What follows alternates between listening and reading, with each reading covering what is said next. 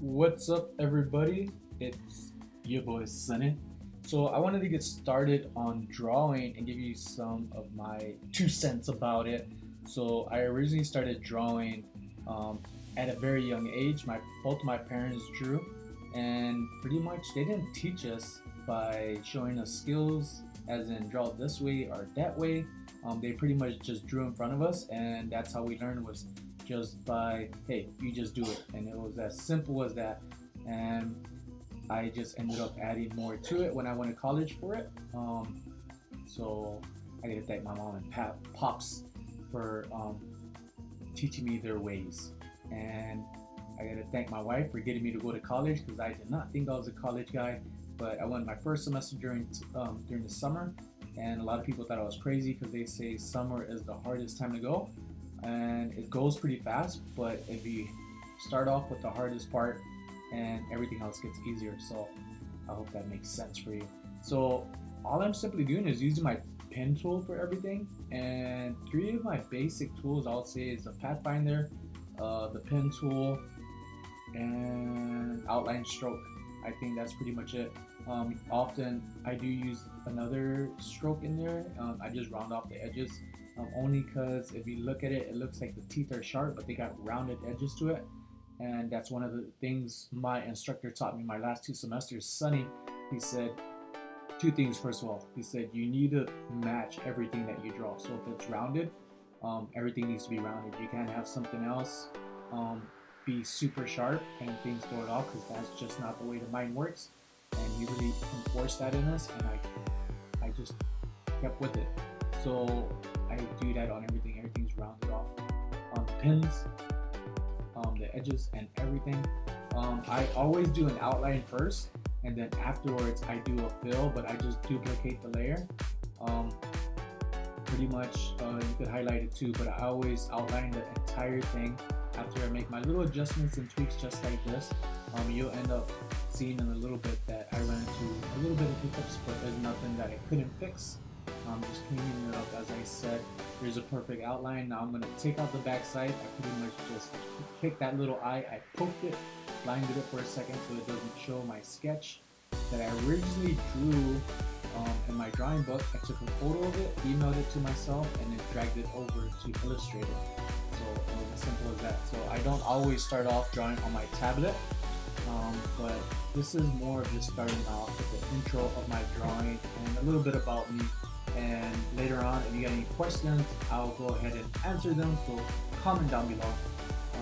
I ended up messing up there with the cheeks, but I fixed it, and really it's on my own time, so it doesn't matter how fast I go. When I do it, and taking my time, I would say this probably took about an hour or two, only because I was watching TV at the same time and distracted by Instagram and social media. That just happens with me all the time. My wife gets after me every day, so I'm trying not to be as active on social media, but hey, it probably won't happen. I'm adding shadows to the sides. My instructor also studying my lap. I mentioned him earlier. He said to make them more powerful, my character is more powerful, I need to add a little bit of things, and one of them was rounding off the edges.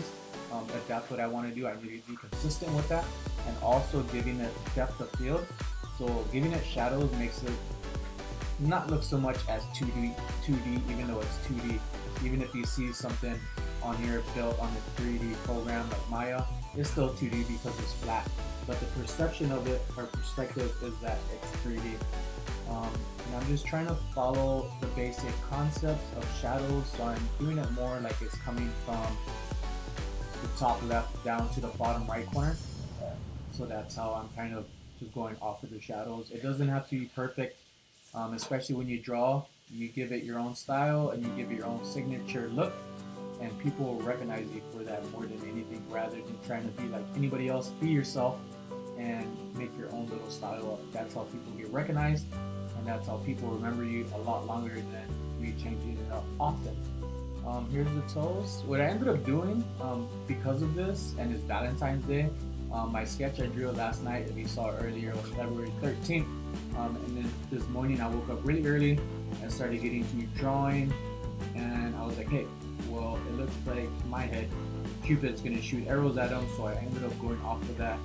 On this, I just added more shadows and rounded off the edges.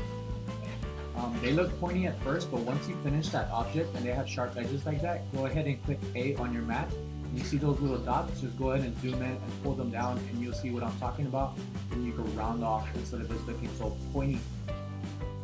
I know it looks pretty fast, but it's pretty it's very repetitive on the different things that I'm doing. But it's pretty much pen tool, drawing tool, pathfinder, fill, and just adding color and changing up the shadows.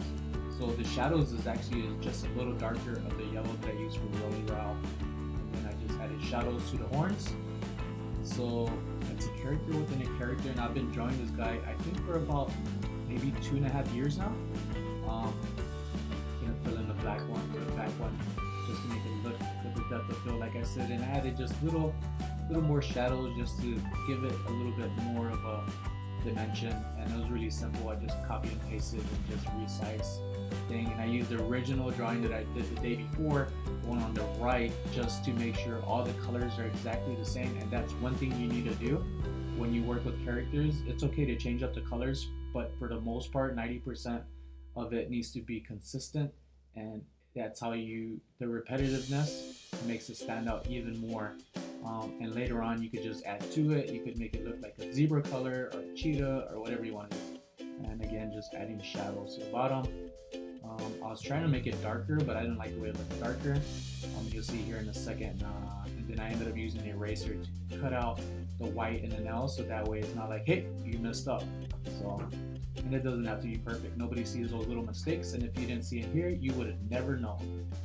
And then this is where I start getting into taking away that side, and then I'm going to add a background. Well, first a shadow. And I was trying to use a gradient, but I didn't like it. I need to learn how to use opacity on the outside edges to make the gray coming in. But oh wills. Alright, now here's where I go into the background. And my background colors and the colors, my idea about it is that I use jelly-like colors, jelly bean colors. So they're always going to be those type of colors just because I like the way they look. And every time I draw these backgrounds, that's what I'm thinking, jelly beans. I like the way the colors are. I'm really jelly. And same thing as before, you have sharp edges. Go ahead and click A on a triangle or whatever it is, and you're going to see little dots, pull them down, and you curve out the edges. Same thing there. See that? Those little bitty things. Those fast, but trust me, click on the little image and press A, and you'll see these little dots and pull them. Pull them all at once. And then I'm just gonna. Now I was thinking, Cupid is Valentine's Day. Cupid's shooting out arrows at everybody, and I was like, you know what? Let me make it look in the same direction where the shadows are coming from. That just say in your mind that Cupid's there, and I'm just making these little arrows. Just copy and paste, and I line them whichever way. It doesn't really have to be perfect, and then I copy and pasted the whole thing and made it a different color to make it even look like even more arrows, but gave it a different color.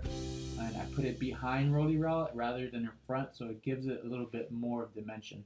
And there you go, and I hope you enjoyed it. So if you want to show me your support, subscribe, leave some comments down below, show me some love. If there's any questions, just hit me up and I'll get to them as soon as possible. Thanks for watching, people. I'm out.